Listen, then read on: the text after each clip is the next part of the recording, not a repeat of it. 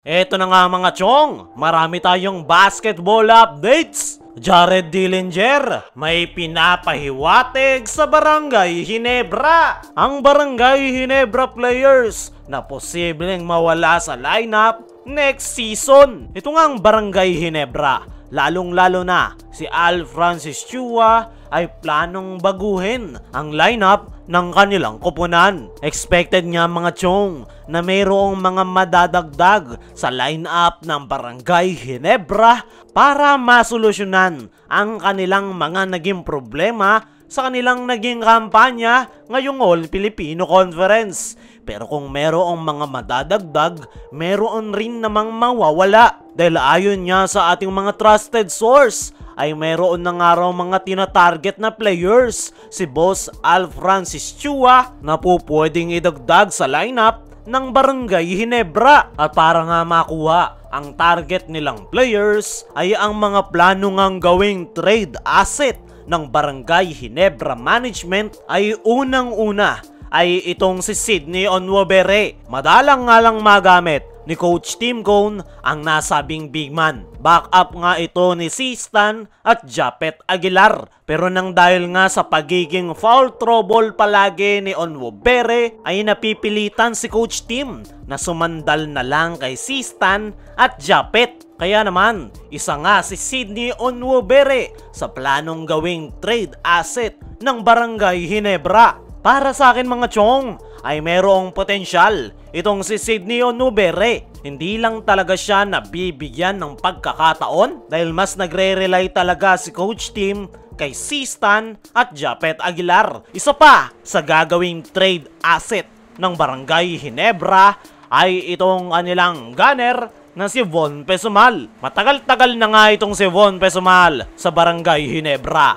Pero hanggang sa ngayon ay hindi pa rin talaga nito na ilalabas ang kanyang laro. At mukhang nauubusan na nga ng pasensya ang Ginebra Management. Sa katunayan ay matagal nang gustong gawing trade asset ng Ginebra Management itong si Von Pesumal. Tanging si Coach Tim Cone lang talaga ang pumipigil dahil naniniwala ito sa kakayanan ni Von Pesumal. Pero ngayon wala pa ring improvement sa kanyang laro ay hindi na ako magugulat mga chong kung mapapasama itong si Von Pesumal na gagawing trade asset ng Barangay Ginebra para paghandaan ang panibagong season ng PBA. Bukod kay Onwabere at Pesumal ay mayroong pangang bigating player ang Barangay Ginebra na plano na nilang bitawan at gawin ring trade asset.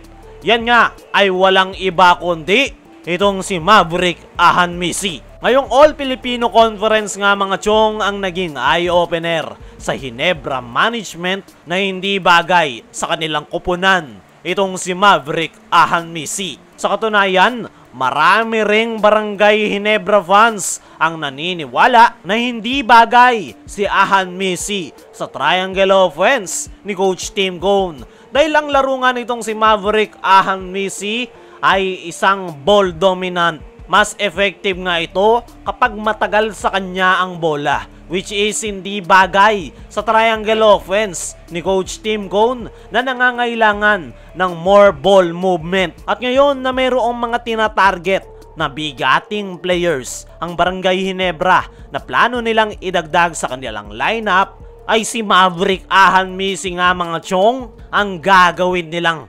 pinaka-trade asset para matuloy ang trade. Mataas pa nga rin ang trade value nitong si Maverick Ahanmisi. At yan nga yung tinetake advantage ng Barangay Ginebra. Habang mataas pa ang trade value, ay gagamitin nga nila ito para makuha yung kursunadang players ni Al Francis Chua. Kung mayroong mga planong gawing trade asset ang Barangay Ginebra, nagpapahiwatig naman itong si Jared Dillinger na magpapaalam na sa Barangay Ginebra. Sa kalagitnaan ng All Filipino Conference ay inilagay nga ng Barangay Ginebra sa unrestricted free agency with rights to salary si Jared Dillinger para i-activate sa kanilang lineup ang kanilang nadampot na si David Murrell. At ayon nga sa naging latest Instagram story nitong si Jared Dillinger ay mukhang nagpapahiwating nga ito na magpapaalam na sa Barangay Ginebra. At ayon nga sa mga source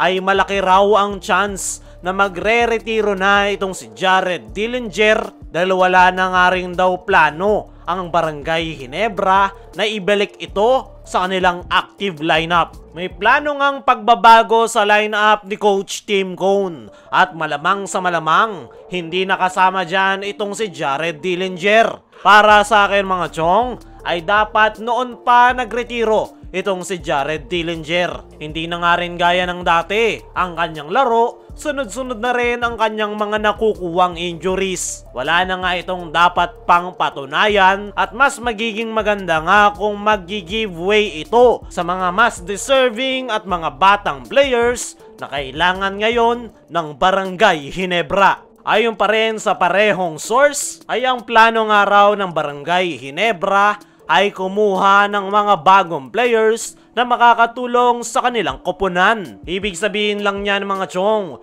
kung merong madadagdag, meron ring mga mawawala at malamang sa malamang, isa dyan si Jared Dillinger.